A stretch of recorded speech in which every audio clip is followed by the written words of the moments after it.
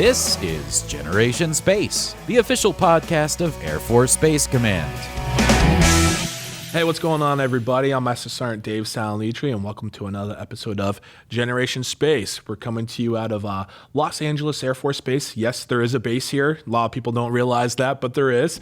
And it's home of Space and Missile Systems Command, as you can see here, Center, as you can see here from the sign, because it's not an Air Force installation without a sign that tells you exactly where you are. Sitting with me are two awesome folks. We're not going to hold against them that they're both from Alabama or that area. You know, we have one Jersey, two Alabama here, so it's like War what can Eagle. possibly War go? Eagle. Yeah, what can go wrong here? War Eagle. Yeah, this is what I've been dealing with for a little bit. So, New Jersey, went to Syracuse, all that good stuff. So now we have my first Air Force assignment. You know, they thought Air Force thought it was funny to send this Jersey guy to Biloxi, Mississippi, and that was quite a culture shock to say the least. So, I'll believe it. Yep. yeah, there's a thing there called sweet tea. Apparently, it's a way of life. It's a classic. It's a classic from the South. You got to try it. Yeah, I did. And, it was like, we got to the point where anything that wasn't like a gallon of sugar in it tasted bitter and not sweet enough. So. Exactly. That's tends to be what happens. Yeah, you move out West Coast, they take all the sugar out of it. I've really missed it. I have having too. come out here. You make it at home or anything like that, or I've tried and I can't seem to replicate it. I found a good failed. Arnold Palmer. When you mix a little lemonade in it, kind of substitutes for the sugar. There you go. Okay, that helps. Exactly. Trade secret of the South for you there, Jersey. There we go. Well, hey, I like sweet tea. I like shrimp po' boys and all that good stuff. So I embrace that life, and crawfish boils. Excellent. Yeah. Yep. The first time I went home on leave after living in Mississippi, instead of saying like you guys, I said y'all. Y'all. My friends looked at me like you Benedict Arnold. You traitor. Excellent. Yeah. So we're here to talk 2.0 and SMC Yes. 2.0. I guess there's some stuff going on there. So man, why don't you kind of introduce yourself a little bit, and what's your I know you have a new role. Yes, so I have just transitioned from the SMC CAG chief to the SMC 2.0 integration team lead. And what that means is I get to see the center go through its transformation from the old way of doing business to the new way of doing business. We are on track to do that and be fully operational by this December. So it's pretty exciting, and we expect to see a lot of movements here soon. Okay, that's exciting. And sir, what's your you here? Captain Stuart Everson. Why am I here? Well, I came to Space and Missile Systems Center out of AFIT, the Air Force Institute of Technology, and was matched to an advanced academic degree program slot for the GPS program. So I had the opportunity and the fortune to be on the space vehicle development team for the next block of GPS satellites. I've been there for 3 years, and I'm just now transitioning over to the Commander's Action Group of the CAG as the incoming speechwriter for General Thompson. So great opportunity, but I've really loved my time working in GP and the GPS program office. So yeah, it's been fascinating. I guess in order to write a good speech, you need to know how to deliver one. So this is a good little practice for you. Yeah, it's a good practice. Hopefully General Thompson can hear it and give me some honest feedback and let me know where I need to improve. In a speech, no War Eagle. Until that hard rule is set, I may have to keep writing it in. I like it. Yeah. It's like an Easter egg. You just kind of plant it in there and see if they find it. So I know with 2.0, there's a lot going on. Usually if there's a 2.0, that means there was an update. There was a 1.0 when my iPhone software updates and goes from iOS 9 to 10. I know some big changes are coming. What are the big changes? What's the vision here? Well, the vision is to help us respond more quickly to the threat that's coming out. So as we all know, there's known threats in the space domain, and it's been declared that space is a warfighting domain at this time. We've been delivering capabilities to the warfighter at the speed of acquisitions, which the answer for anything acquisitions related is it depends, right? So now space has become a huge priority in our government. So there is a need for us to increase the tempo for which we are delivering warfighter capabilities. We've already been doing some things quickly, but at this point, with new advances in technology, the enemy is actually fielding things much quicker than we've been in the past. It's a little scary. It is kind of scary. Yeah.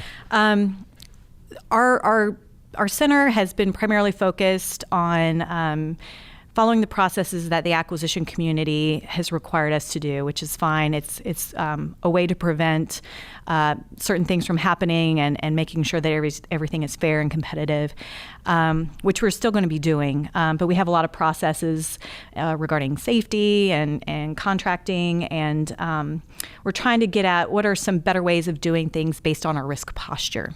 So smaller systems that we want to try to field, we can actually have more risk to that. And we can try to field those things quicker, try some new experimental things, putting some interesting new innovations on orbit, and seeing if those types of assets will actually hold and be of value to our warfighter. So traditionally in the past, we have been structured to deliver capabilities by mission area. So we've had remote sensing mission area, GPS mission area, MILSATCOM mission area, among others. And we found that those communities were very stovepiped. So they would only act within their one mission area. And then everything bubbled up to the SMC commander, who's also dual-hatted as the PEO for space.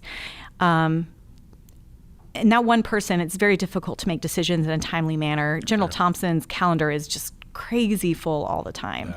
And it puts a lot of burden on him too. And there's a lot of programs that are out there that are of lower dollar value that can be delegated. We can assign authorities to other people. So he wanted to challenge us to seek those ways of doing that. So we are doing what we call flattening the organization. And we are kind of taking those stovepipes and turning them around so they're a little more horizontal. We are adding more program executive officers to our structure, which allows them to make some of the decisions that General Thompson was having to make. Is that like is that another general, or is it no? Like It's the lead acquisition officer for a number of programs. So they are required to have a portfolio of a certain dollar value. And at the time, General Thompson had the largest PEO folder in the Air Force. So in a sense, by breaking it up a little bit, it places some of the other, I won't say burden, but level of programs on other people, so he's not the sole person making all these huge program decisions. A good corollary to that is, in the aircraft world, there's a PEO fighter bomber and PEOs for other like ISR, and imagine all of that being under just one person.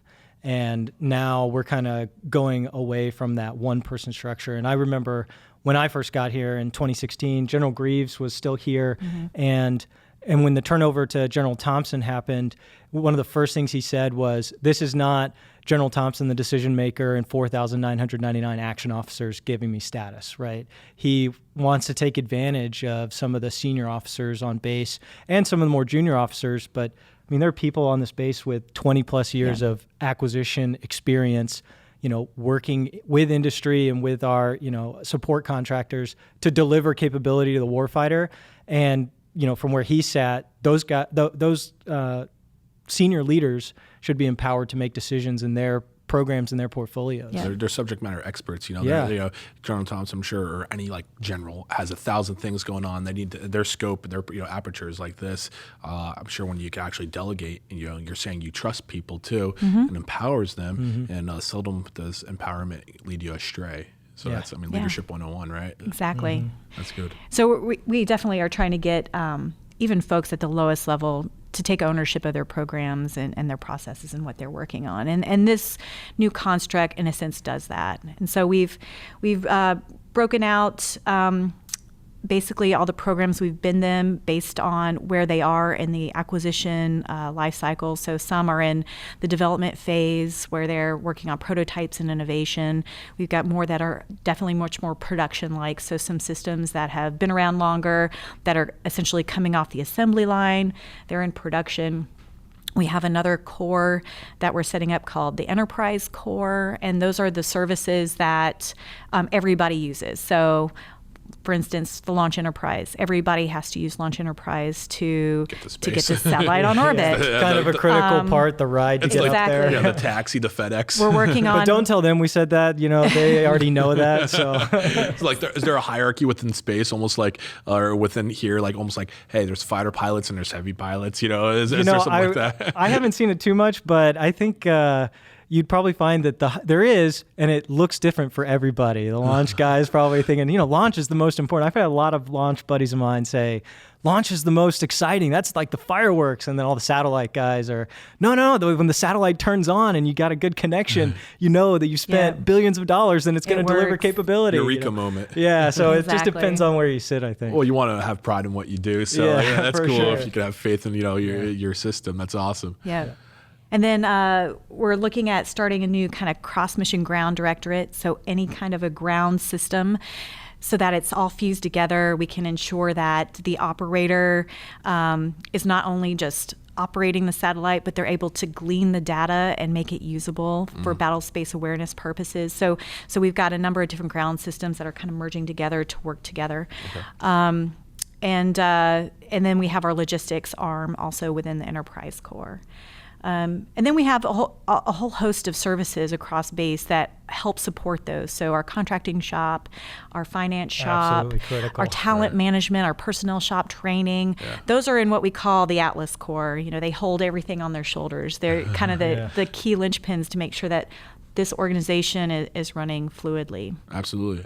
So now we talked about empowering folks and some junior folks. Well, on this base, a captain's a junior person. It's like the Pentagon, right? Where you're like, talk to me a little bit about what you've seen here, because you've been here. You said since 2016. I've been here since 2016. That's real rough having to be in LA for 3 years. It's a tough life for some people, but I'll carry the burden. I think someone's got to do it. Yeah, it's So it was really interesting when my family and I moved out here. I was stationed at Eglin Air Force Base. It was my first assignment. One beach to another. Yeah, but I was doing something completely different in terms of trying to support the delivery of advanced munitions at the Armament Directorate, and in particular working on B-61, which is part of the nuclear arsenal. So I went from working small tactical nuclear acquisitions to space acquisitions, and it's really great how this base takes on young talent and starts to mature them so that they can be great space acquisition professionals, because that talent management piece is certainly critical. Mm-hmm. But since I've gotten here,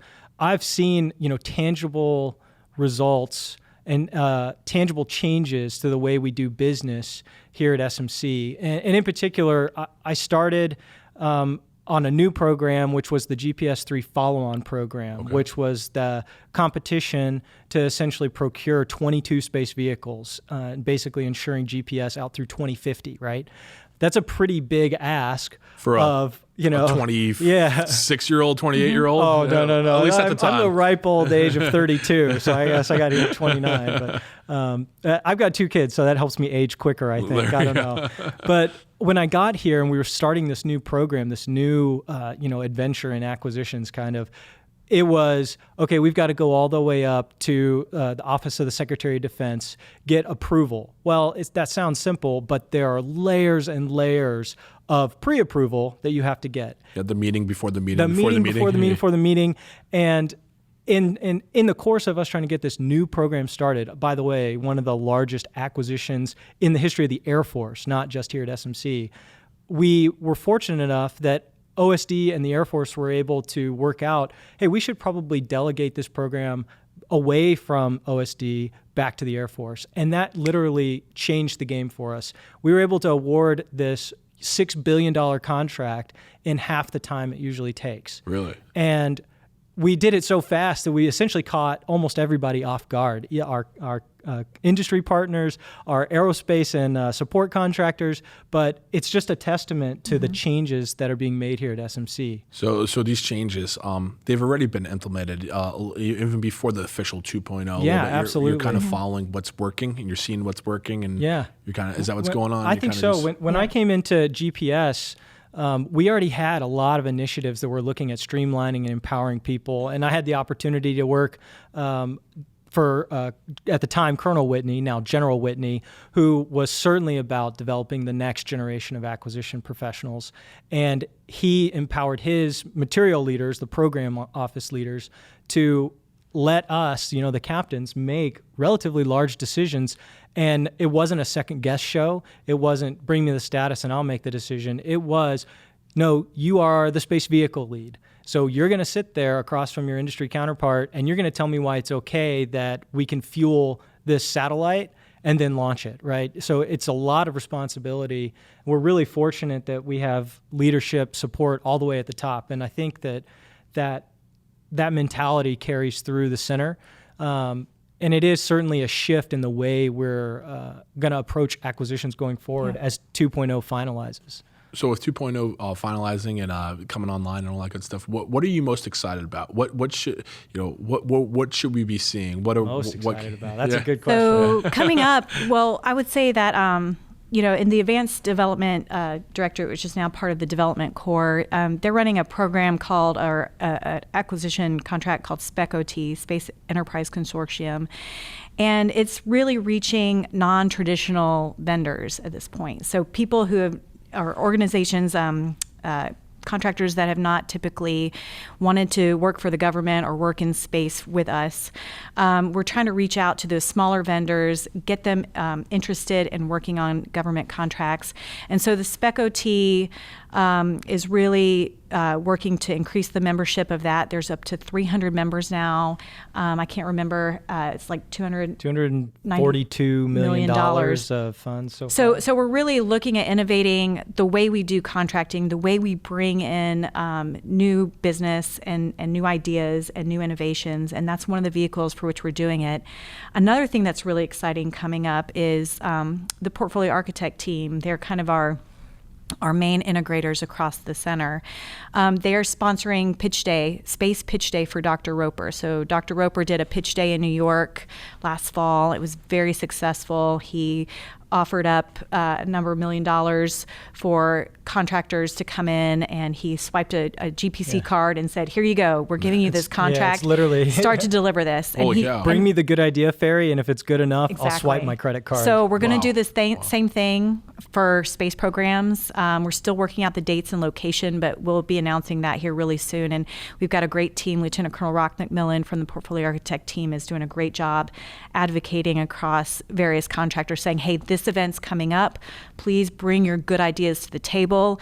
If it's something that we think we can use at SMC, we'll swipe a GPC card and put you on contract. Holy cow. So that is one of our really key events that we're really stoked about coming up in the future. So that's awesome. So we're seeing that. We're going to actually start moving people around here soon too, so that they're sitting amongst each other within their course. Yeah, there's anytime you reorg, right, there's Yeah. going to be that shuffle. And, I'm looking forward to that. I think what I'm looking forward to the most is when, this may sound a little corny, right? But it's when the space operators, can look back at us and say, man, you guys are really delivering this capability faster. I've seen upgrades to my ground control system, every month, and it's just getting better and better. And I think that those are some of the improvements you're going to see.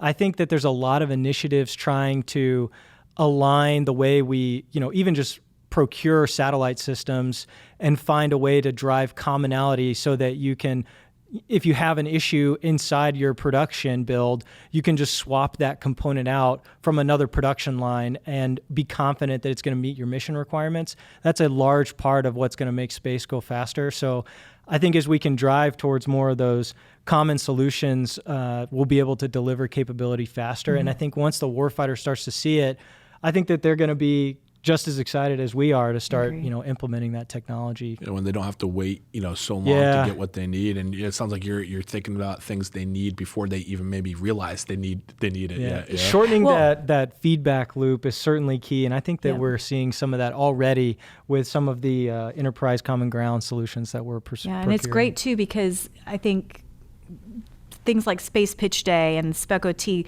those commercial companies are coming to the table with things that they've already developed and things that they can leverage for the commercial industry that maybe we can capitalize on as well.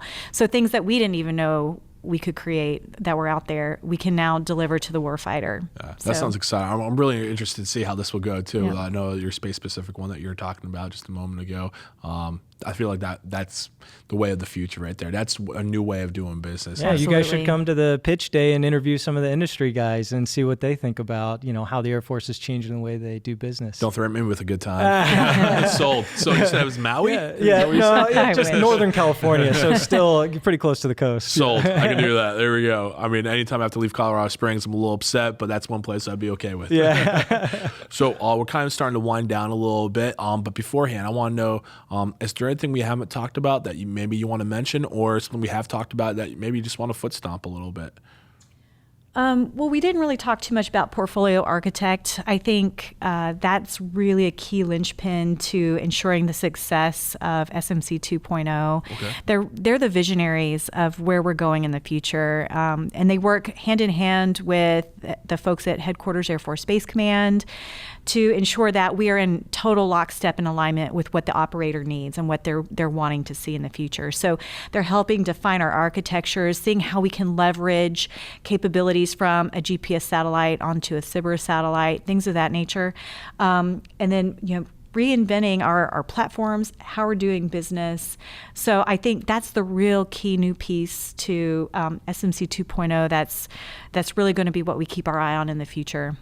Let me ask you this in 3 sentences, 10 seconds or less. What would you say victory looks like? What does the gold medal look like here? Where we can slash timelines, deliver Consistent speed. Consistent speed. Produce what we can produce in a much more production-like manner, do things quicker, do things smartly, and deliver some really interesting innovations across the board.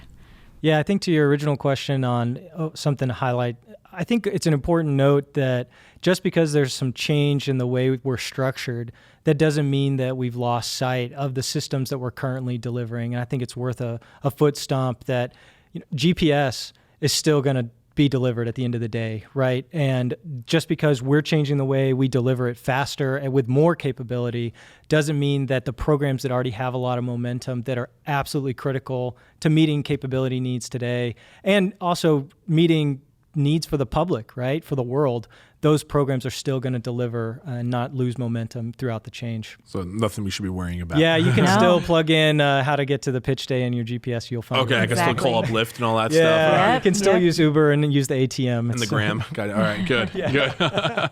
So we're winding down. So there's one so I've been doing something, ending these by asking you one question. It's completely random and off topic. I'll lead with you, ma'am. Give you a second to think about it. Thanks for sparing the junior officer, really. He slipped me a 20 for that. Awesome. What do you live your life by? What's your theme song? Oh my goodness. Your guiding, your North Star. What's, what would I see on your Twitter? That kind of deal. What do you have a tattoo of? No, I'm just kidding. Oh my goodness. But the bumper sticker. I'll say family is my guiding force. I really hope to deliver to my family a world that's better than what it was when I started, right? And I firmly believe in space and what we can do in the future and where it's going. It's a really exciting time to be part of the space community.